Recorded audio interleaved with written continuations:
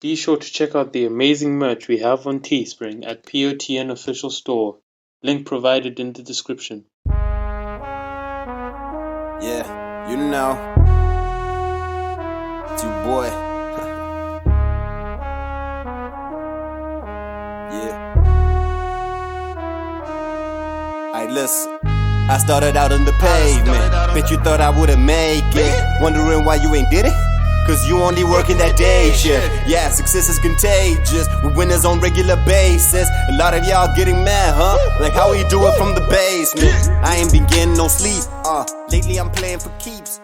Lately I'm out on these streets. Been talking to God.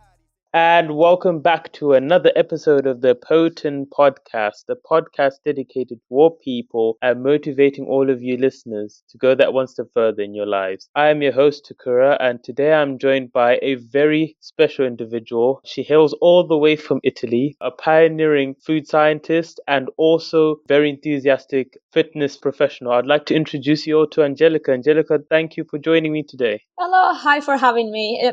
Thank you for having me. Yeah, it's good to have you on. I think the listeners will be looking forward to an action-packed episode with what you have to say. Hopefully we're going to say something interesting. Of course you will. Don't worry about that.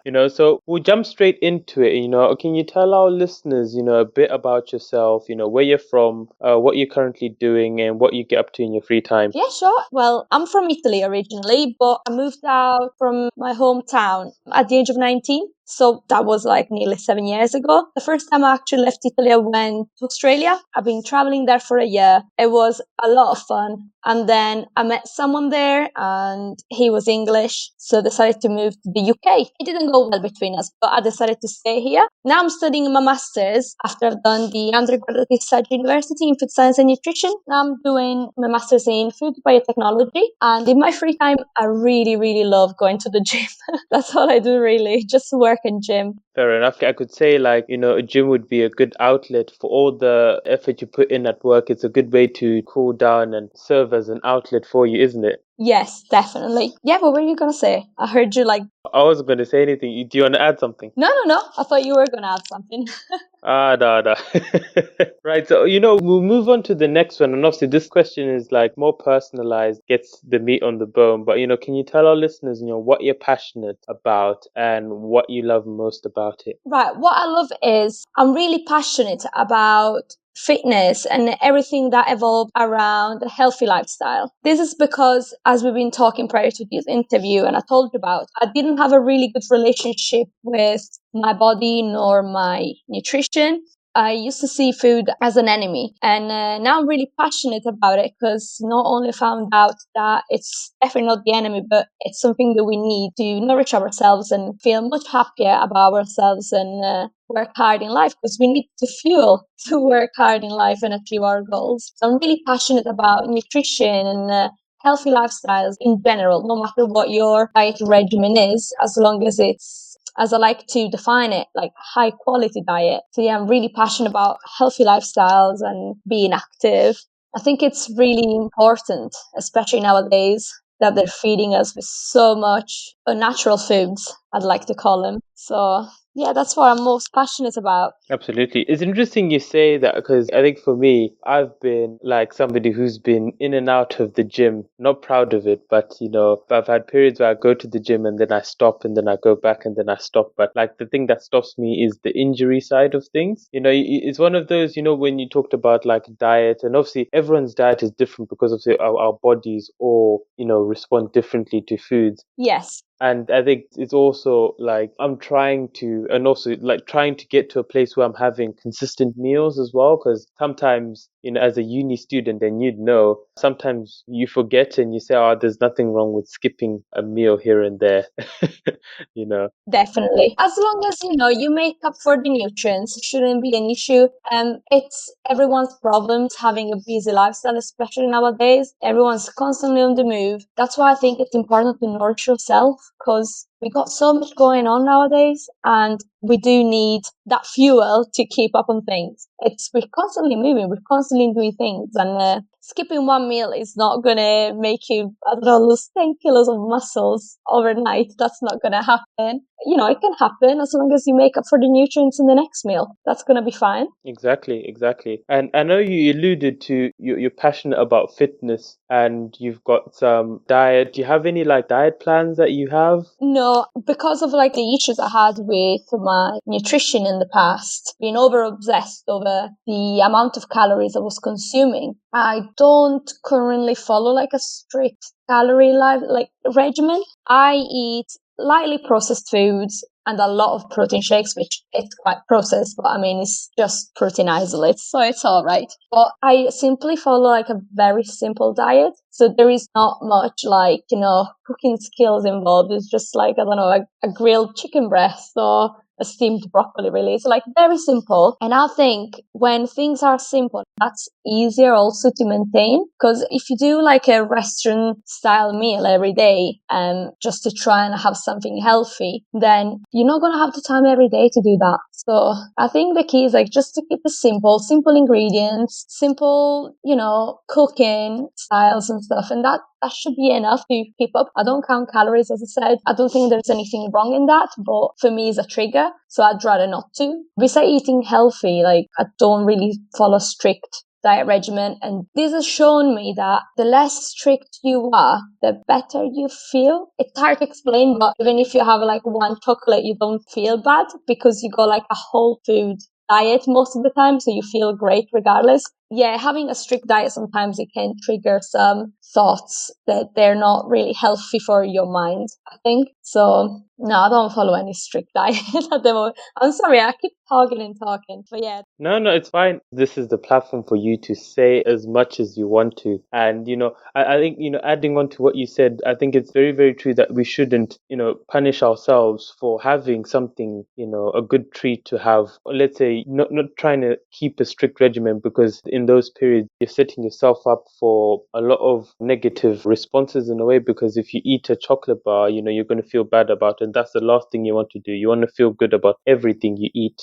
Yeah, it's very unnecessary stress in your mind, it's not fair that people feel that way. That's why I think like restrictive diets are not the way to go if you really want to have results. You need to accept that you're human and you can't just live on, I don't know, I see diets for like 1,200 calories a day. I'm like, it's a joke. It's honestly like a very sad joke, especially women who follow them. And I'm like, you're just going to harm yourself. You're not going to do anything good. So exactly. And I guess it's also a space for exploring and finding out what your body likes, and obviously looking at that and how your exercising and activities is in line with that. And you're comparing how much you eat with the amount of activity, and you're gauging how well your body is responding. And that way, that's a good indicator, isn't it? So, is there anywhere like people could, like, if they're interested in finding out more about how you break all of this stuff down, is there a place where people can contact you?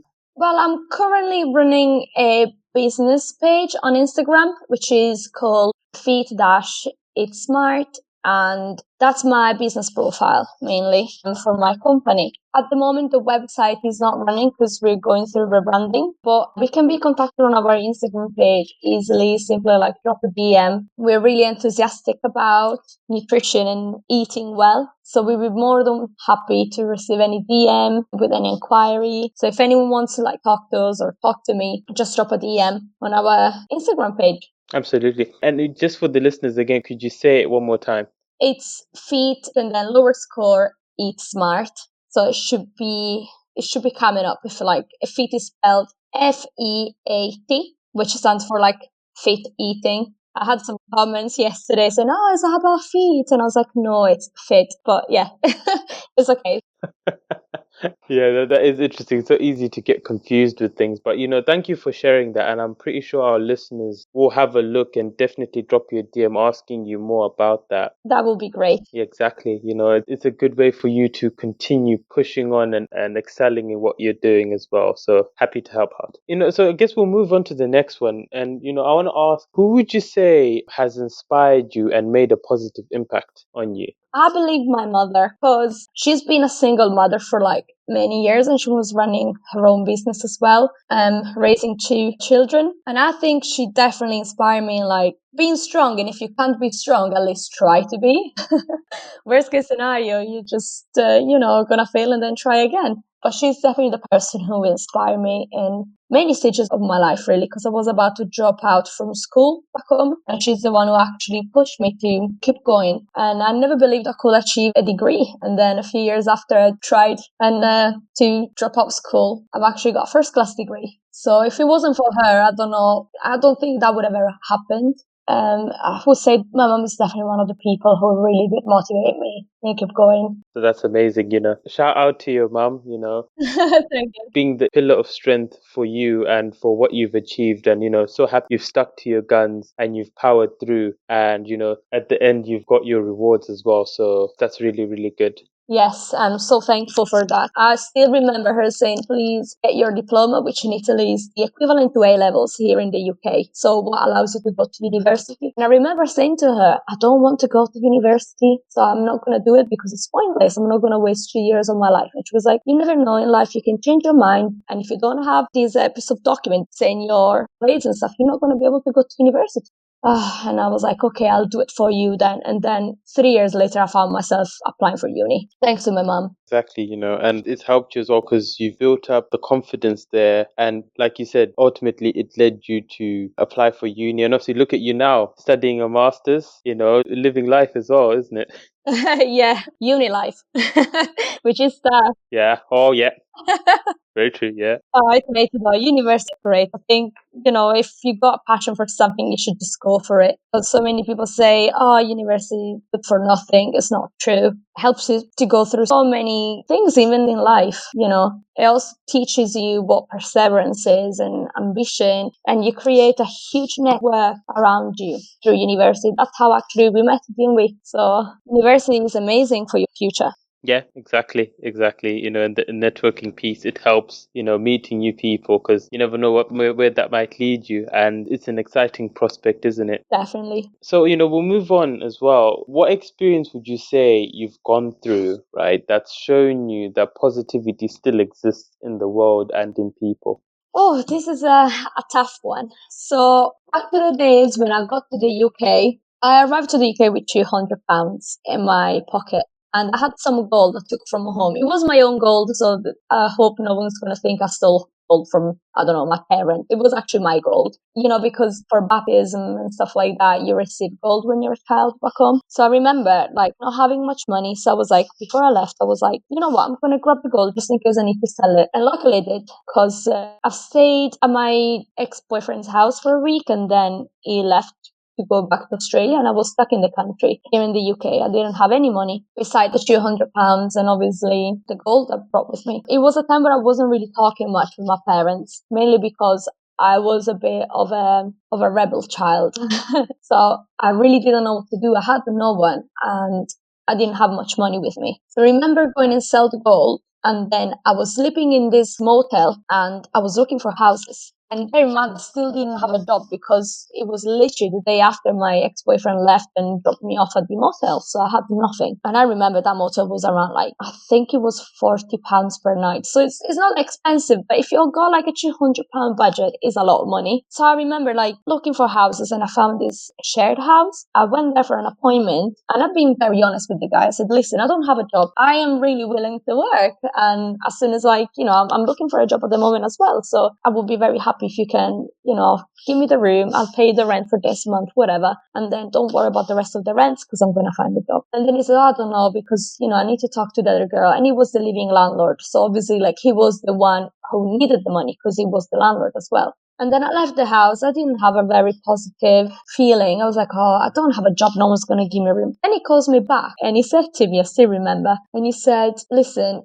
I know it sounds crazy, but I've got faith in you. So I would be more than happy to give you the room. And I know you will find a job, no problem. So if you want, the room is yours. And then I actually moved there, and the day after I found the job. So it worked out quite well. But I still can't believe that this guy who didn't even know me gave me such faith. And, it kind of saved my life when I was here because I had nowhere to go. So if I didn't have obviously the room there, spending a lot of money for like the motel and something, and I had no idea in my mind to go back home to Italy because it wasn't just the time. And yeah, he's been one of the kindest people I've ever met, actually. It's been nice of him, it really helped when I needed it the most, really. And then that's the end of the story.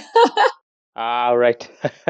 So I can see, from that, it really shows. I think as well, the reason why he was open to trusting you and giving you that platform to help to give yourself time to work things out is you're upfront and honest with him. And as much as honesty is in itself is quite a powerful trait to have, if you're honest about things, you're more likely to get an honest response from somebody else because they interact well. So I'm glad that worked out really, really well. And I think it's your natural persona. You were very straightforward, you were honest, and then that helped to make a decision in terms of giving you the time and space to sort things out, which ultimately they did. So that's very, very good. Yes, it was good, actually. Still can't believe it, though. Bless him. Well, like in life, things happen in mysterious ways, and always the good things will happen as well. So, on that, moving on as well. So, with everything you've done with coming to the UK, with studying, with finding work, with managing a business as well, can you tell our listeners, how you've overcome some of the challenges you faced? A lot of tears, first of all. Being honest, a lot of tears.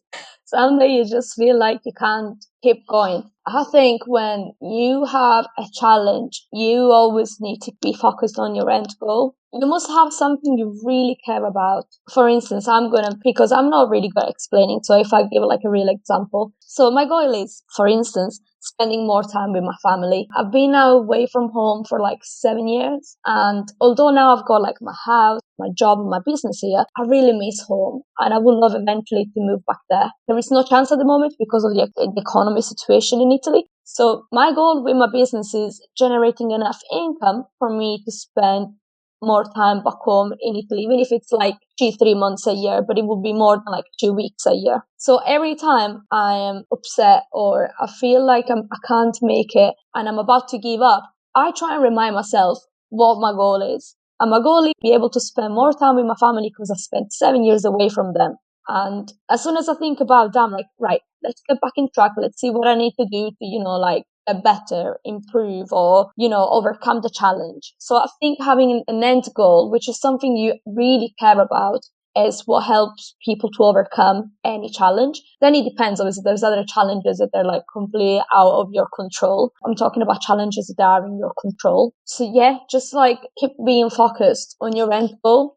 And even when you forget it, try and remind it yourself why you're doing what you're doing. Because it's easy sometimes when you're demotivated to lose track of why you're doing what you're doing. So you need to remind it yourself here and there. Because if you forget why you're doing things, then eventually you'll give up. So I keep reminding myself, being like, oh my God, Angelica, you want to be in the Italian mountains hiking with your parents at least 2 times a year. That's why you're doing what you're doing. So keep thinking about that and keep working. Exactly. I can support that one as well because it's important to visualize yourself at the end of what you're working on in that time. And, that gives you the motivation to push on because you've already seen what the end goal looks like to you. And obviously in your head, it gives you that sense of excitement and thrill, and you want to get to the end and finish and set it up and then look back and admire what you've worked on. So yes, that's also a technique I use actually as well. So that's a very good one. Thank you for mentioning that. And like never forgetting the why, because it's important to understand the reason why you're doing it. And once you never forget that, you will never get lost, I don't think. Because you want to achieve that, so you keep trying. And there's nothing wrong in keep trying and failing and then trying again and failing and then trying again. You will eventually work it out. It will eventually work out. You just need to find a way to make it work out, but don't stop doing it just because you failed once. We're going to fail so many times in life, so many. And that doesn't mean it's the end of our journey. It just means we need to find alternative ways to reach our goal. Or maybe we just need to change things or what we're doing to make it better and keep going. Exactly. And, you alluded to failure as well there, and it actually leads us into the next question. What do you think is the most valuable thing about failure? the lesson. Or sometimes we just need to open our eyes as well. Sometimes we think we're doing everything right. And sometimes we get to a point as humans as it's very easy sometimes when you have like a few successes in a row, then starting to feel like you arrived, you got it, you're the best one. And sometimes it's good as a realization also that like you still got work to do. You know, it opens your eyes sometimes. Sometimes it just teaches you what not to do next time. I think it's a good lesson for learning. Yeah, from your mistakes mainly. So you don't do them again. Because if you don't have failure and you keep doing the mistakes, I mean, you will never get anywhere because you will keep doing the same mistakes and never know why something is not working. Yeah, exactly. And like you said, it's instant feedback on what you're working on and whether you're doing it the right way. And if you are doing the right way, then that's good. But if you're not, then it gives you time to go back and have a look at, can I try something else? Or is there something I'm missing that I can add to what I'm doing that can make it better? It's a wake-up call, a brutal wake-up call. Yeah, I like how you just did like a brutal wake-up call, because sometimes it does just hit you in the face, doesn't it? It hurts so bad. But feeling pain is part of being human. I agree. I agree. And it's important to take that in a positive light, because it's a way of saying this needs to change. You can fix it. Now it's time for you to fix it. And I also believe this is going to probably sound very deep, but every time when I see even like my colleagues or friends of mine being very like demotivated and upset and hating on life, I keep telling them like, right, it didn't work this time. You can like try again in a different way. And my point is, I'm like, we should already be grateful of where we are. We are in a very lucky part of the world where we are. We got freedom of speech. We got like, if you want to do a certain job, you study and like, you're very likely to achieve that job position as well. Anyway, we're living in a lucky place of the world. There's people on this earth that don't even have the chance to choose what they're gonna do. So remember also that every time you feel upset about what is not working in your life, remember that you're already lucky for what you've got, and then just like think about what you need to do to achieve what you want to achieve. Exactly, exactly. And like you said, it's a journey, isn't it? You know, some things will work, some things won't. And as you continue trial and error, the trial and error process, you learn more and you figure out what's working and what doesn't work. So that's really, really important as well. So, that actually leads in perfectly into the next question, actually. Angelica, what would you say excites you about the future going forward? What excites me the most is that I don't know what's going to happen. Because running a startup is like being on a roller coaster constantly.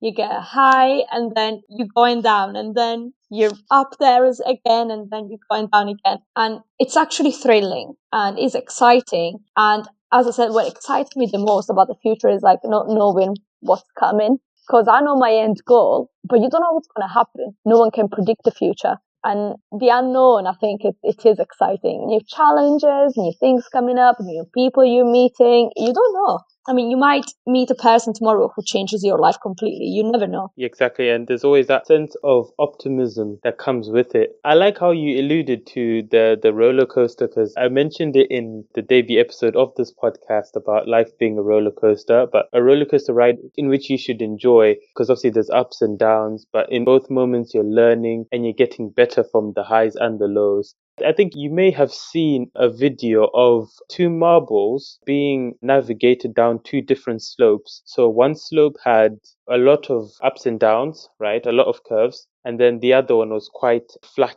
But basically, the experiment showed that the marble that was on the one with a lot of slopes moved a lot quicker than the one that moved across a stable slope. So it kind of relates to life as well, that in where there's ups and downs, you learn more, you grow more, and you become better. And when nothing happens, people always say, oh, life is boring. So you need like things happening, whether they're talking about like things like that. They are a good wake up call and they're needed for learning and for like shaping our persona as well. So it's definitely a roller coaster. Absolutely. So on that, actually, to understand a lot more, tell us like what helps you stay focused and productive when you're completing an activity. I think the most important thing especially when you got a lot of things going on at the same time, is organization. And what helps me personally is writing down what needs to be done. I tend to write down the things that they need to be done straight away, like the most important things, the things with a priority to be done.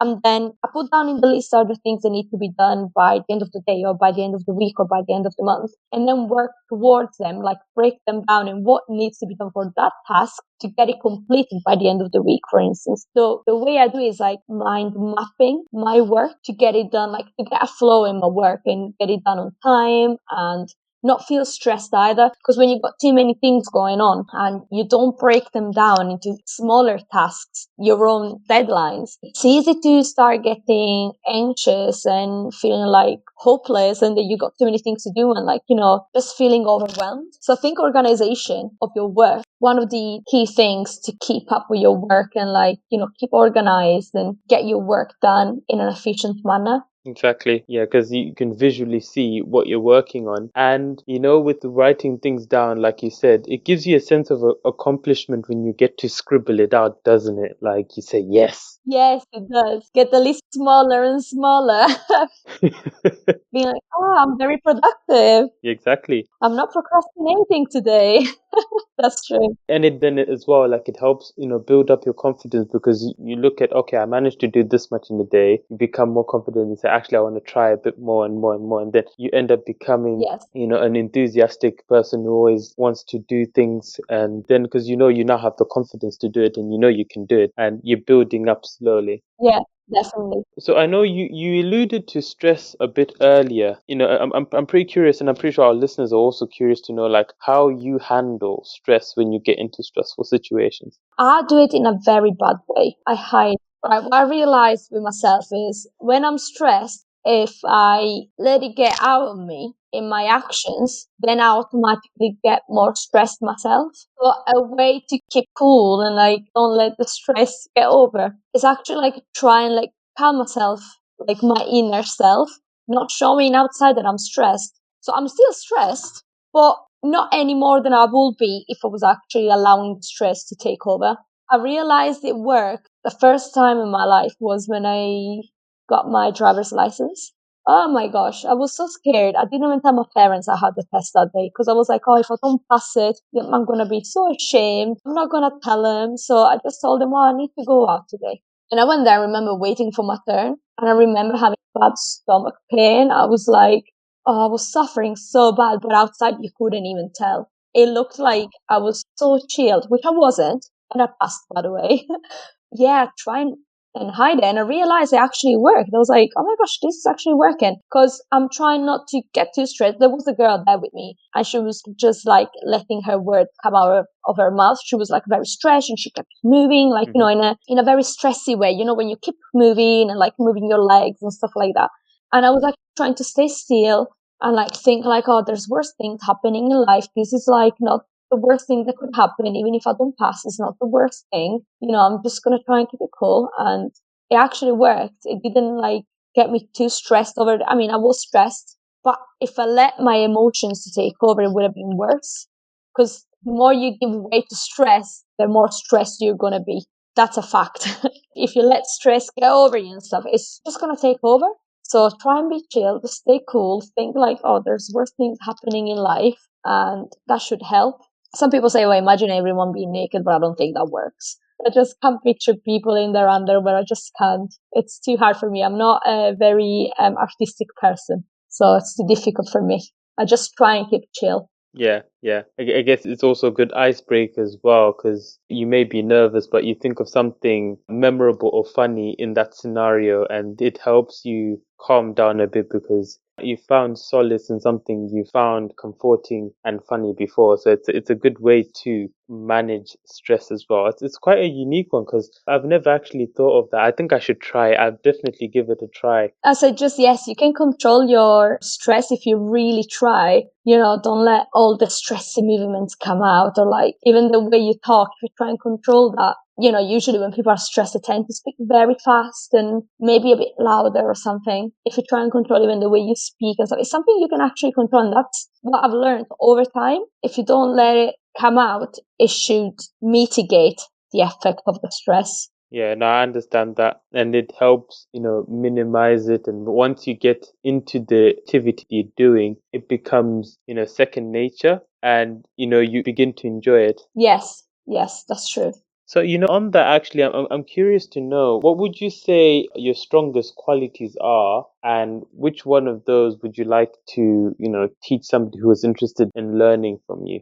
I think positivity is one of my best traits because when I got here, as I told you the story, when I got to the UK, I was in a very bad situation, economic situation as well, because as I said, I didn't have anything. And I remember feeling very stressed back then as well because I didn't know what was going to happen with me. I was like, oh, I'm in a foreign country. I've only been speaking the language for a year because I've been living in Australia for a year, but I was like, I don't know anything about their bureaucracy or anything like that. I'm completely alone. But I remember thinking like, right, if I am not the one doing things, someone's going to do them for me. Or if I allow my sadness or my stress to take over my life, that's the time when my life is going to be, a nightmare. So I always try to be positive. As I said, I keep thinking like, what are the good things that we have in our life? I think a very good thing to do, especially when you're upset, but it's something we should do like on a daily basis, I think, is constantly remind yourself what you love about your life, what you're grateful for. For instance, what really makes me happy is, for example, I have now a beautiful, amazing fiance with me who can't be even compared to the guy I met before I came here. I think about like him. I'm very grateful to have him. I'm very grateful I had the chance to go to university. As I said, loads of people in the world don't have these chances. I'm very grateful I've got a job. I'm very grateful, I'm able to do what I love. And if you keep reminding yourself you got a lot going on in your life, it's much easier to be positive and stay positive. Sometimes people focus too much on, maybe they got like a lot of amazing things going on and they've got one thing going the wrong way and they just focus on that wrong thing. And I think that will just damage your mental health. You need to acknowledge the problems, but you don't have to focus only on them because you can't put too much energy in something that like makes you upset because that's what you're going to become, upset or sad all the time. And when you're upset or sad, you don't have any motivation to do anything. I believe like reminding yourself every day what you're grateful for, what are the good things in your life, and focus on them helps you keep positive. And I managed to become a very positive person thanks to that. At work, I had a colleague, actually, she couldn't stand me because I was always happy. Bless her. Yeah, she was really annoyed by the fact that I was always happy. Just sometimes in life, you put through certain things and we say in Italy, don't know how strong you are until being strong is the only option.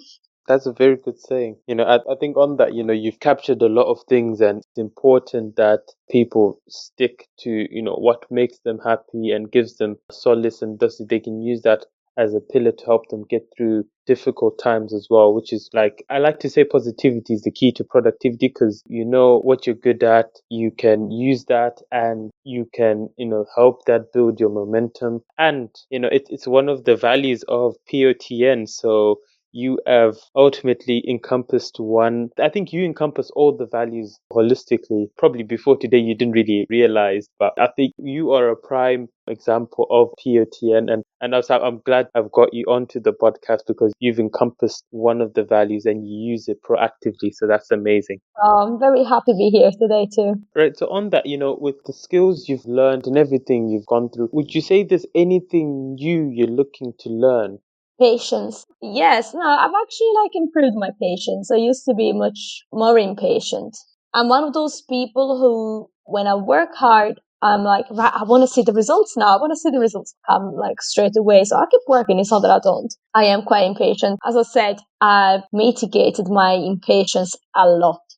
Like a lot. I remember when I was working in a restaurant, there was this chef. He was from Senegal and he was one of the best people I've ever met in my life.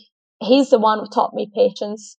I will never be as patient as he was because he's one of the most patient people I met. But I could see him. He was the most patient person I've ever met, but also one of the happiest people I've ever met. And I kind of like, I don't know why, but I linked. So I was like, oh, you know what? I want to have that. I want to be so chilled about life. So like, even when there is a problem, you look at it, you study it, but then you don't stress too much over it. Just be patient. Things might, change, situation change, people change.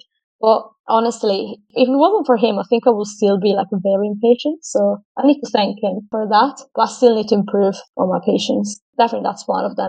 Yeah, exactly. And I like how you've acknowledged that, there's an area that you want to improve in, and you've got a good role model example to create your own version of that patience and gratefulness and happiness, and, you incorporate that into your life. And for me, I think it's a very good thing to know when you're very self-aware of what you're not so strong at and you want to get better. So you find somebody who's excelling in that area and you essentially get mentored by them into improving that skill in yourself. So that's really, really good. It solidifies everything in you as well. I think that being critical with ourselves, it's one of the keys to success as well, because if you think you're doing everything right, you're never willing to learn what you're actually not doing right, because you will never think you're doing things wrong. If you don't think you're doing anything wrong, you're actually not going to improve on anything. So I think one of the keys to success is actually like being self-critique.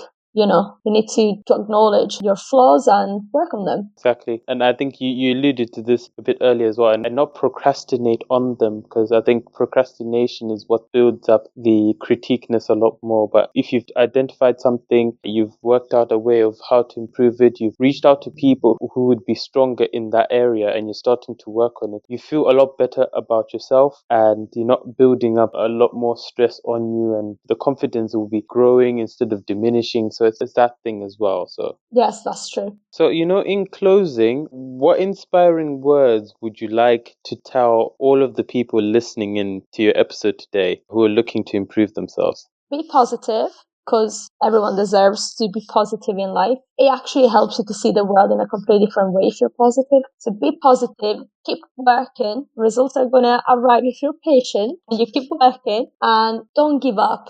Even when it seems hard, don't give up. There might be a different way to achieve your goal, but that doesn't mean you have to change your goal. That means just you need to change the way to achieve it. And that's it, because I don't think I'm that wise to that. You're so modest. I like how you've come in and you've said, what you feel is the key things. And you've also kind of taken a step back and said, that's what I think. And ultimately, it's what people, because I think what helps make us all better is, we're taking on constructive and positive feedback from people all the time. And, the more we learn about ourselves and how we can get better, I like to call it, instead of being one-dimensional, by learning new things and taking on feedback and becoming better, you're becoming multidimensional, and you're able to use that in terms of going into new things, being flexible to trying stuff. It helps you because you start looking at things differently as well. Yes, and it makes you more open-minded as well. If you learn more things, you will automatically become more open-minded.